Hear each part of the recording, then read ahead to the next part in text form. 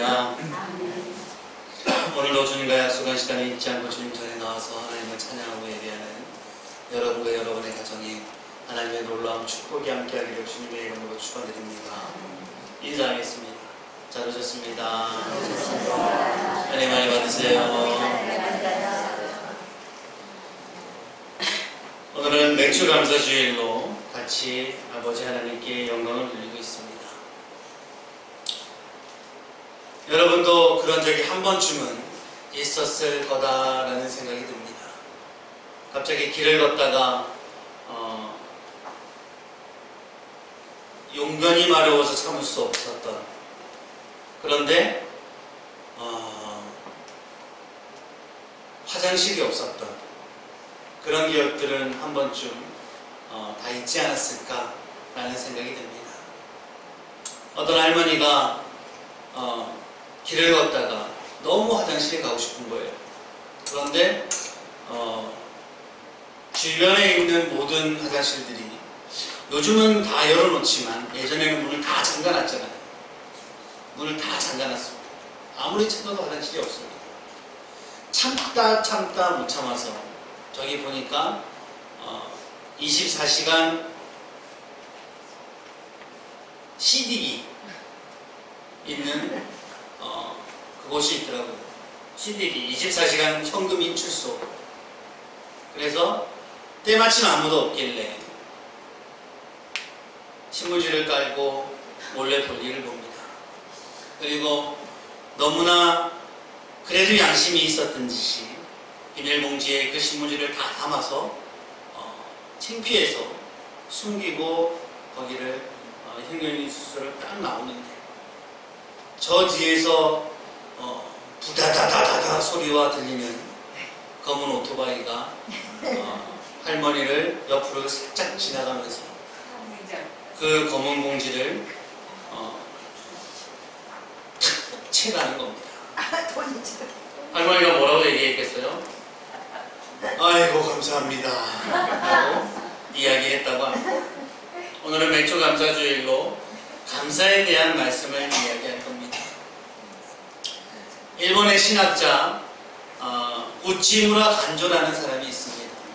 이 사람은 세상을 살아가는데 세 가지 저주를 받은 사람이 있다고 이야기합니다. 세 가지 저주. 첫 번째 사람은 하나님을 하나님으로 믿지 못하는 사람입니다. 도무지 하나님은 믿어지지 않는 사람. 그 사람은 1년 동안 교회에 가더라도 절대로 하나님을 믿을 수가 없다고 합니다. 두 번째 저주를 가진 사람은 설교를 듣거나 성경을 읽어도 하나님의 말씀으로 들리지 않는 사람입니다. 그러니까 무슨 세상의 지식처럼 말씀이 여겨지는 사람. 이게 두 번째입니다. 그리고 세 번째 저주를 받은 사람은 감사하는 마음이 없는 사람입니다. 감사의 제목이 있는데도 불구하고 감사하는 마음이 없는 사람. 항상 불평과 불만을 입에 달고 다니는 사람. 이 세 가지가 저주받은 인생이다 라고 이야기하더군요. 그렇다면 반대로 한번 생각해 봅시다. 저주받은 인생의 반대는 뭐죠? 축복받은 인생입니다. 그렇다면 첫 번째 저주가 뭐였어요? 예수님을 예수로 믿어지지 않는 사람. 첫 번째는 축복받은 인생은 첫째로 예수님이 믿어지는 겁니다. 하나님이 믿어지는 겁니다. 예수 그리스도가 나의 구주로 믿어지는 겁니다. 두 번째는 설교를 듣거나 성경을 읽을 때 그 말씀이 하나님의 말씀으로 들리는 겁니다. 축복받은 인생. 세 번째는 뭡니까? 세 번째는 뭐예요? 늘 감사하는 마음을 가지고 사는 사람. 이 바로 축복받은 인생입니다. 저와 여러분, 우리 주님 사랑교회는 축복받은 인생 되기를 주님의 이름으로 축원드립니다. 아멘. 오늘은 맥추감사주일입니다. 이스라엘이 지키고 있는 맥추절을 지키는 거죠. 맥추절이 어떤 절기인지 1년 전에 설명드렸을 텐데 다 기억나겠지만 그래도 짧게 설명드리자면, 이스라엘이 광야 40년 동안 하나님의 의지에서 그 길을 걸어옵니다. 하나님의 구름 기둥, 하나님의 불 기둥, 만나와 메추라기, 그리고 의복과 신발이 하나도 헤어지지 않고 모든 것을 하나님께 의지해서 그 광야를 걷습니다. 그리고 이제는 드디어 가나안에 정착을 하게 됩니다. 그리고 40년 만에 처음으로 씨를 뿌리고 농사를 짓죠.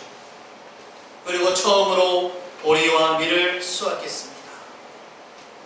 계속해서 하나님께만 의지해서 살아가다가, 물론 씨를 뿌리고 농사하는 것도 하나님께 의지하는 거지만 자기 손으로 씨를 뿌리고 보리와 밀을 수확했다는 그 감격에, 너무나 감격에 겨워서 하나님, 우리는 그동안 받기만 했습니다. 지금까지는 하나님께서 우리를 입히시고 먹이시고 이렇게 살게 해주셨습니다. 그러니 이제 우리가 우리의 것을 드리겠습니다 라고 이야기하면서 감사의 제물을 드렸던, 첫 열매를 드렸던, 그리고 그 첫 열매를 가지고 화제로 드렸던, 화제는 뭐라고 얘기했어요? 온전한 헌신, 완전한 헌신, 완전한 헌신하겠습니다 라는 마음으로 첫 열매를 드렸던 절기가 바로 맥추감사주일입니다. 맥추감사주일의 의미를 다시 한 번 더 생각해 보시기 바랍니다. 오늘 읽었던 시편 116편은 감사의 시라고 분류된 시편의 말씀입니다. 하나님께서 베푸신 은혜, 하나님께로부터 받은 은혜를 말하며 감사합니다, 감사합니다 라고 시인이 고백하는 내용이 오늘 본문의 내용입니다. 8절 말씀을 보면 하나님께 받은 은혜를 매우 함축적으로 표현하고 있는데, 같이 한번 읽어보도록 하겠습니다. 8절 말씀 시작. 주께서 내 영혼을 사망해서 내 눈을 눈물에서 내 발을 넘어짐에서 건지셨나이다. 이 말씀을 묵상하고 묵상하다 보면, 이 이야기가 내 얘기가 아닌가라는 생각이 들 겁니다.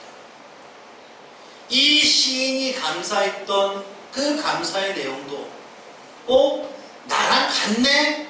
라는 생각이 여러분의 마음에 분명히 들 수 있다라는 이야기죠. 이게 하나님의 말씀입니다. 우리도 이런 은혜를 받은 사람이다 라는 이야기죠. 오늘 16번의 저자인 시인이 받은 은혜, 저와 여러분도 받은 은혜다. 죽을 수밖에 없던 우리의 영혼을 예수 그리스도의 보혈의 피를 믿음으로 말미암아 다시 살려주시고, 내가 힘들고 어렵고 괴롭고 도저히 견딜 수 없는 외로움과 괴로움에 사무쳐 있을 때도 예수 그리스도의 사랑으로 용기와 희망으로 격려해 주시고, 내 눈에 눈물이 흘릴 때도 내 눈물을 닦아주신 하나님, 우리가 지금 생명의 길, 바른 길, 믿음의 길을 가고 있는 것, 이 자리에서 예수 그리스도를 구주라고 고백할 수 있는 것, 이것이 바로 은혜다라는 이야기죠. 그러니 우리는 감사할 뿐이다 라는 이야기입니다. 시인은 받은 은혜를 생각하면서 이렇게 감사하며 살겠노라 하고 고백과 결심을 하는 것이 오늘 본문의 내용입니다. 시인처럼 똑같은 은혜를 받은 우리들도 시인과 같은 결단과 고백으로 하나님 앞에 올려드리는 시간 되기를 주님의 이름으로 축원드립니다. 그렇다면 시인은 그런 은혜를 받아서 어떠한 결심을 하게 됩니다. 첫 번째는 주님 앞에 살겠습니다 라고 고백을 합니다. 주님 앞에 살겠습니다. 하나님의 은혜가 너무나 감사해서 자신은 이제 영원토록 주님을 모시고 살겠습니다 라고 고백하더라는 이야기죠. 8절과 9절 말씀을 한번 읽어보도록 하겠습니다. 8절과 9절 말씀 시작. 주께서 내 영혼을 사랑해서 내 눈물을 부르셔서 넘어짐에서 건지셨나이다. 내가 생명이 있는 땅에서 여호와 앞에 행하리로다. 9절 말씀을 새 번역 성경으로 같이 읽어보면 이렇습니다. 내가 살아있는 동안 주님 보시는 앞에서 살렵니다. 주께서 내 영혼을 사망에서 건져주셨으니 이제 나는 내가 살아있는 동안은 내 생명이 다하는 그때까지 오직 주 앞에서 주님과 함께 주님을 모시며 주님을 섬기며 살아가겠노다 라고 고백합니다. 쉽게 딱 한마디로 이야기하자면 내가 하나님 앞에 은혜를 받았으니 은혜를 갚겠습니다 라고 고백하는 내용입니다. 우리가 너무나 잘 알고 있는 소파 반정환 선생님의 일화를 알고 있습니다. 하루는 이 반정환 선생님에게 강도가 든 거죠. 꼼짝마! 시퍼런 칼로 꼼짝마! 라고 소리치는 그 강도에게 이 소파 방정환 선생님은 대범해서인지 꼼짝마! 손들어! 라고 이야기하는 강도에게 꼼짝 말고 어떻게 손들어요? 라고 이야기를 합니다. 쓸데없는 소리 하지 말고 가진 돈 다 내놔! 라고 이야기하는 강도에게 39원, 그 당시에는 엄청나게 큰 금액이었던 39원을 줍니다. 내가 가진 것은 이것밖에 없습니다. 라고 39원을 가지고 도둑에 가려고 하는데 받았으면 고맙다는 이야기를 하고 가야죠 라고 강도를 다그칩니다. 그래서 강도가 도망가면서 고맙다! 하고 뒤에 욕을 붙였겠죠 라고 갔습니다. 다음날 아침이 되어서 이 강도가 경찰에게 붙잡혀서 소파 방정환 선생님 앞에 오는 거죠. 이 집에서 돈을 훔쳤다고 고백을 했습니다. 이 사람이 맞습니까? 확인차 하러 왔습니다. 그러니까 이 소파 방정환 선생님이 뭐라고 이야기합니까? 저는 돈을 잃어버린 적이 없습니다 라고 이야기하는 거죠. 아니 여기 39원이 있는데 왜 그렇게 말씀하십니까? 라고 이야기하죠. 저는 그 돈을 이 선생님에게 드렸고 이 선생님은 그 돈을 받고 나에게 고맙다라는 이야기까지 하고 갔습니다. 강도가 고맙다라는 이야기를 하고 가겠습니까? 라고 이야기하는 겁니다. 그리고 어쩔 수 없이 경찰은 이 강도를 놓아주게 됩니다. 강도가 소파 방정환 선생님 앞에서 무릎을 꿇고 이야기를 합니다. 용서해 주셔서 너무나 감사합니다. 소원이 하나 있는데 평생 선생님 곁에서 선생님을 섬기며 살게 해주세요 라고 이야기하는 겁니다. 그 후에 죽을 때까지 방정환 선생님 곁에서 집안일을 도우며 살았다고 합니다. 강도였지만 건져주심에 감사해서 평생 선생님 곁에서 살았다. 8절과 9절 말씀이 그 이야기를 하고 있습니다. 나를 건져주셨으니, 내 생명을 살려주셨으니, 이제 내 생명이 다하는 그날까지 오직 주님 앞에서 주님과 함께 주님을 모시고 주님을 섬기며 살겠습니다 라고 고백하는 거죠. 우리는 죽었던 사람입니다. 아담의 범죄로 아담의 후손 모두가 죄 아래 묶인 사람이 되었고, 그 죄로 인해서 죽은 사람들이었지만 예수 그리스도 보혈의 피로 하나님의 그 사랑으로 예수 그리스도를 우리에게 보내주시고, 이제는 하나님의 자녀라는 놀라운 신분 세척을 하게 됩니다. 이게 어찌 이보다 감사한 일이 있겠습니까? 그러니 어떻게 해야 됩니까? 이 감사함으로 내가 주님을 섬기고 사는 것이 올바른 섬김이 아니겠습니까?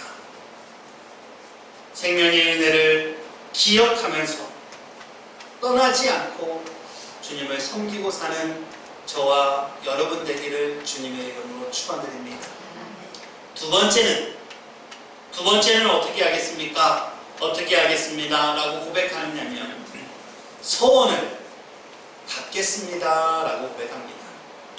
소원을 갖겠다는 이야기는 뭡니까? 맹세한 것, 약속한 것을 지키겠다라는 이야기죠. 어려운 일을 당할 때 사람들은 이렇게 생각을 합니다. 이 문제만 해결되면, 이 위기만 넘기면 이렇게 하겠습니다 라고 하나님께 이야기를 하죠. 이것 또한 일종의 소원이라는 이야기입니다. 우리 가운데 이런 다짐을 안 해보신 분은 없을 겁니다. 하나님을 향해서 분명히 이런 다짐 한 번쯤은 해봤을 거다라는 생각이 듭니다. 한 번만 도와주면 진짜 예수 열심히 믿겠습니다 라고 주님 앞에서 소원을 합니다. 그런데 어떻습니까? 일이 지나고 나면 그 소원을, 그 약속을 우리가 잘 지키고 있는지 우리 여러분의 신앙을 한번 점검해 보시기 바랍니다. 할머니가 해변가에서 손자 한 명을 데리고 산책을 하고 있습니다. 그런데 어마어마한 파도가 그 할머니와 어린 손자를 확 삼켜버린 거죠. 그리고 어린 손자는 바다에 떠내려갑니다. 할머니가 급히 다급한 목소리로 하나님 앞에 외칩니다. 하나님, 저 손자 머리통 하나도 안 건드시고 살려주시면 제가 제 전 재산을 드리겠습니다. 하나님께서 그 기도를 들으시고 파도를 일으켜서 손자를 말짱하게 해안가에 세워놓으시는 거죠. 할머니가 뭐라고 이야기합니까? 자기 전 재산을 바칠 생각을 하니 아까운 마음이 들어서, 하나님, 아이의 모자 어디 있어요? 모자가 있어야 내가 전 재산을 바칠 텐데 모자가 없네요 라고 이야기하더라는 겁니다. 우리가 항상 이야기하는 화장실 갈 때와 나올 때 마음이 다르다는 이야기, 이 할머니의 모습이 혹시나 저와 여러분의 모습은 아닌지 한번 반성해 봅니다. 급할 때는 하나님 앞에 약속하고, 이 약속이 일이 끝나면 이 핑계 저 핑계 대고 끝까지 지키지 않는, 이것은 감사의 신앙이 아니다, 바른 신앙이 아니다라는 이야기입니다. 다시 한번 8절과 9절에 보면 내 눈의 눈물에서 구원해 주신 것을 감사합니다 라는 이야기가 있습니다. 실제로 있었던 이야기인데, 세계 2차 대전 때, 2차 대전이 끝나가는 날 미국의 어느 교회에서 전쟁으로 인해서 아들을 잃은 가족의 장례식을 열리게 됩니다. 그리고 예배가 마친 후에 아들을 잃은 그 부모는 교회에 아들의 이름으로 많은 액수의 헌금을 하게 되죠. 그것은 아들의 공부를 위해서, 아들의 결혼을 위해서, 아들의 뒷바라지를 위해서 그동안 모아놓았던 그 돈들이었습니다. 이제 아들이 돌아오지 못하고 죽었으니 하나님께 감사하는 마음으로 헌금한다라는 이야기입니다. 그 장례식에 참석했던 한 부인이 남편에게 이런 이야기를 합니다. 여보, 우리도 아들을 위해서 저들처럼 감사헌금을 해야 되는 거 아니에요? 남편이 이야기하죠. 아니 왜? 우리 아들은 살아 돌아왔는데. 아내가 이야기합니다. 살아 돌아왔으면 그보다 더 많은 것으로 감사해야 되는 거 아니에요? 남편이 생각합니다. 아들이 돌아오기를 눈물로 기도했던 그 순간들, 하나님께서는 내 눈물을 웃음으로 변하게 기쁘게 해주셨는데 나의 감사가 부족했다. 그리고 많은 돈을 진심으로 헌금을 하게 됩니다. 12절과 14절 말씀을 한번 읽어보도록 하겠습니다. 12절에서 14절 말씀 시작. 내게 주신 모든 은혜를 내가 여호와께 무엇으로 보답할까? 내가 구원의 잔을 들고 여호와의 이름을 부르며 여호와의 모든 백성 앞에서 나는 나의 소원을 여호와께 갚으리로다. 그 어려운 상황에서 제발 구해달라고 부르짖으며 소원했던 모든 것을 다 지키겠습니다 라고 고백하는 거죠. 우리에게도 이와 같은 결단이 필요하다. 꼭 기억하시기 바랍니다. 시편 15편에 보면요, 여호와의 장막에 머물 자들에 대해서 이야기를 합니다. 4절에 보면 그의 마음에 소원한 것은 해로울지라도 변하지 않으며 라는 이야기가 나옵니다. 손해가 돼도 힘이 들어도 소원한 것은 반드시 지켜야 된다라는 이야기를 하고 있는 거죠. 미국의 하워드 장군이 서부 지역으로 파견을 하게 됩니다. 승진이라고 그들의 친구들이 너무나 기뻐하고 환영 파티를 해주는 거죠. 하워드 장군이 얼마나 대단했던지 그 파티에 미국 대통령의 전문까지 오게 됩니다. 그 지역의 유명한 사람들은 다 초대되어서 이제 파티를 하려고 하는데 하워드 장군에게 이야기를 하는 거죠. 친구들이 자, 오늘 저녁에 파티가 있으니 꼭 참석하시게. 그러자 하워드 장군은 이야기를 합니다. 나에게 선약이 있어서 오늘은 파티에 가지 못하네. 당신을 위한 파티인데 당신 때문에 수많은 사람들이 오는데 왜 못 온다는 건가? 수요일 날은 이미 하나님과 약속했기 때문에 절대로 그 자리에 갈 수 없다네. 끝내는 하워드 장군의 축하 파티는 그 다음 날로 바뀌게 됩니다. 주님과의 약속을 먼저 생각한 장군의 모습은 이 세상에서 가장 위대한 신앙인의 모습이 아닌가라는 생각이 듭니다. 우리 가운데 어쩌면 나는 수요 예배 드리기로 약속한 적이 없는데 라고 이야기하는 사람이 있습니까?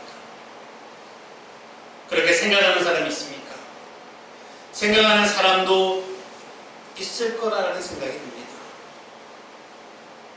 특별히 신명기서에는 중요한 교훈이 나오고 있는데 내가 직접 그 약속을 하지 않았더라도 믿음의 조상들이 약속한 것이라면, 공동체가 약속한 것이라면 곧 나의 약속과 같다라고 이야기를 하고 있습니다. 다시, 내가 직접 약속하지 않았더라도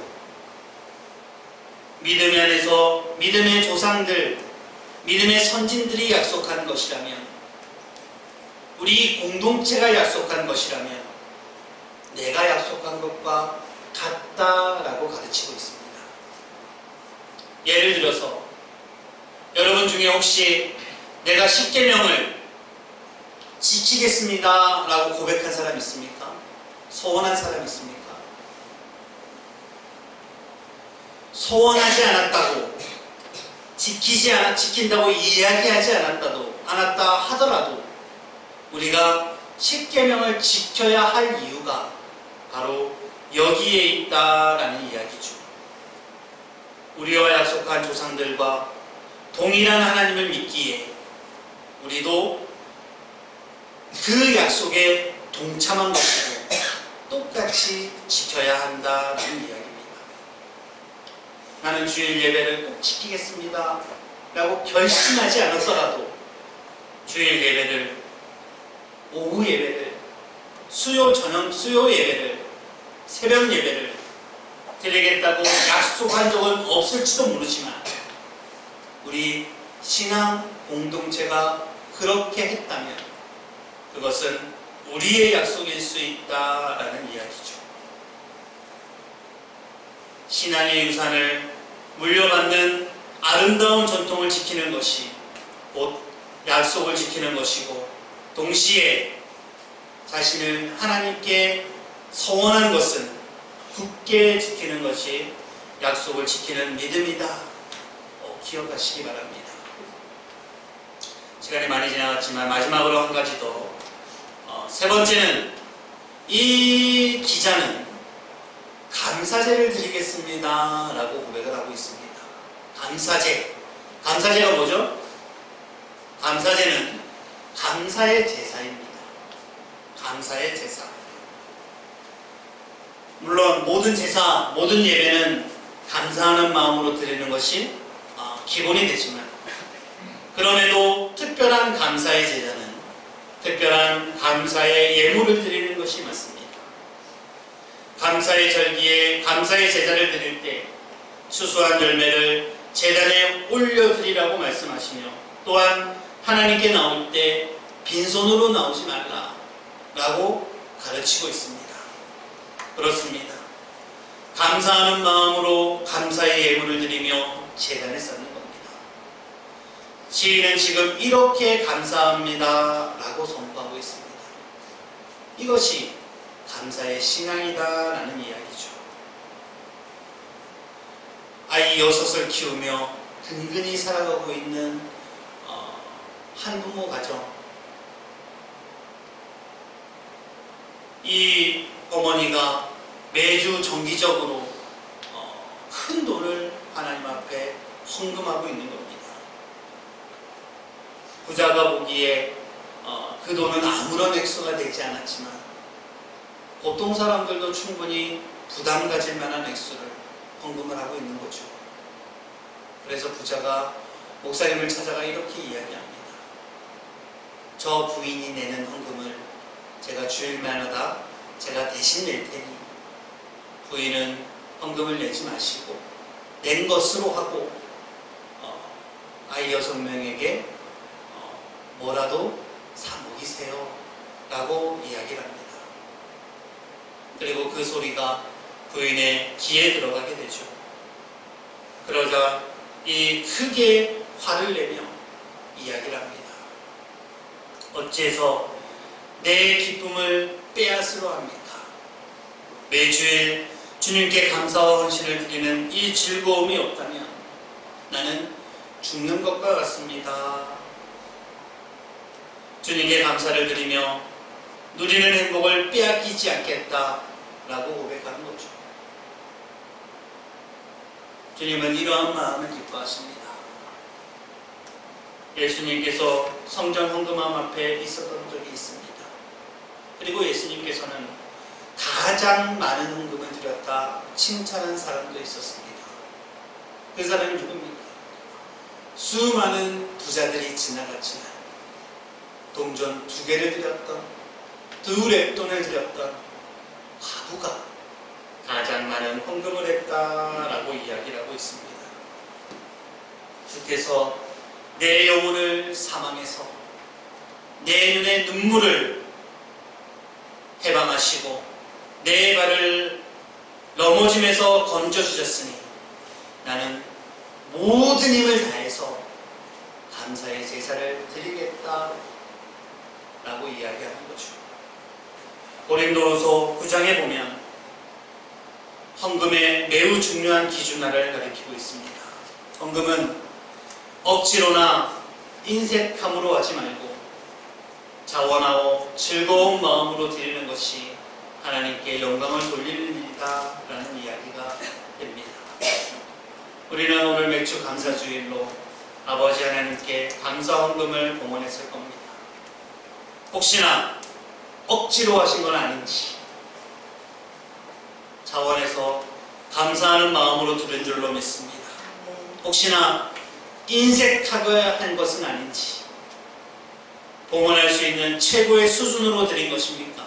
아니면 체면치레로 최저의 수준을 드린 것입니까? 인색하게 계산해서 드린 것이 아닌 줄로 믿습니다. 감사헌금은 정말로 감사하는 마음으로 드리면서 기쁜 예물로 아버지 하나님께 드리시기 바랍니다. 예물도 중요하지만 더 중요한 것은 우리의 마음입니다. 우리의 마음을 온전히 드리고 있는가 없는가? 여러분은 여러분의 마음을 온전히 드리고 있습니까? 우리가 너무나 잘 알고 있는 선교사 중에 한 분이신 리빙스턴 선교사님이 있습니다. 아프리카를 최초로 횡단했던 선교사님. 이 선교사님이 어릴 때 설교 말씀을 듣고 예배당에서 헌금을 드려야 되는데 주머니에 아무것도 없습니다. 그래서 이 헌금 쟁반 위에 나를 올려달라고 이야기를 하죠. 그리고 헌금 쟁반에 올라탑니다. 하나님, 나는 그냥 제 전부를 드릴게요. 야교 했었던 그 유명한 일화가 생각이 납니다. 하나님께서 얼마나 기쁘게 받으셨을까? 하나님께서 얼마나 즐거워하셨을까? 우리의 모든 것을 주님 앞에 드리는 저와 여러분 되시기 바랍니다. 내가 드리는 것에 최선의 것을 드리는 감사, 이것이 바로 아름다운 감사입니다.